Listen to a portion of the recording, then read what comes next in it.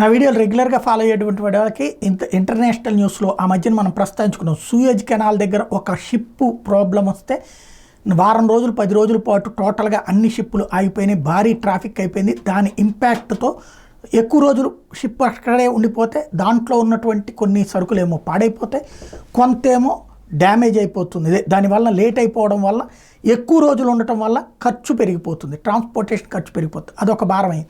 ఆ తర్వాత మొన్న మధ్యన ఏదైతే రష్యా ఉక్రెయిన్ ఇజ్రాయెల్ హమాస్ వార్లో భాగంగా హమాస్ని మీద దాడి చేస్తున్న ఇజ్రాయెల్ని ఆపించమని ప్రపంచానికి పిలుపునిచ్చినటువంటి ఇరాన్ ప్రేరేపితమైనటువంటి హౌతీలు యెమెన్ దగ్గర కూర్చుని ఆ ప్రాంతం నుంచి వచ్చేటటువంటి ఓడల్ని ఆపేసి వాణిజ్య నౌకల మీద దాడులు చేశారు. ముందేమో యుద్ధ నౌకల మీద దాడి చేస్తాం, చివరికి వాణిజ్య నౌకల మీద దాడి చేశారు.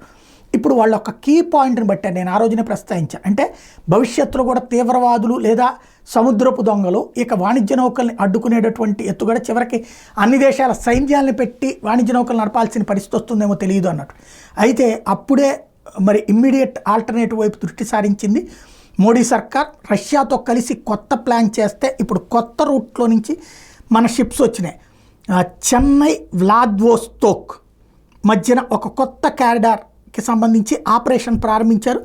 తాజాగా కంటైనర్ షిప్పులు క్రూడ్ ఆయిల్ తీసుకుని, మెటల్స్ తీసుకుని, అలాగే టెక్స్టైల్ వెరైటీస్తో కూడినటువంటిది కాస్త ఇండియన్ పోర్ట్లోకి ల్యాండ్ అయిన వ్లాదివోస్తోక్ నుంచి, అంటే రష్యాలో ఉన్నటువంటి వ్లాదివోస్తోక్ అనేటటువంటి ఏదైతే ఓడరేవు ఉందో అక్కడి నుంచి మన భారతదేశంలోని దక్షిణాదిలో ఉన్నటువంటి చెన్నై ఓడరేవు దగ్గరికి సరుకులు వచ్చినాయి. దీంతో సరికొత్తదైనటువంటి సముద్ర మార్గాన్ని రష్యా, భారత్ కలిపి తయారు చేసుకున్నట్టు. దీనివల్ల చైనాతో భవిష్యత్తులో థ్రెట్ తగ్గుతుంది. అట్లాగే ఈ హౌతీల తీవ్రవాదులు, హమాస్ తీవ్రవాదులు లేకపోతే కనుక భవిష్యత్తులో ఎదురయ్యేటువంటి సమస్యలకి ఒక పరిష్కారం అయినట్టు.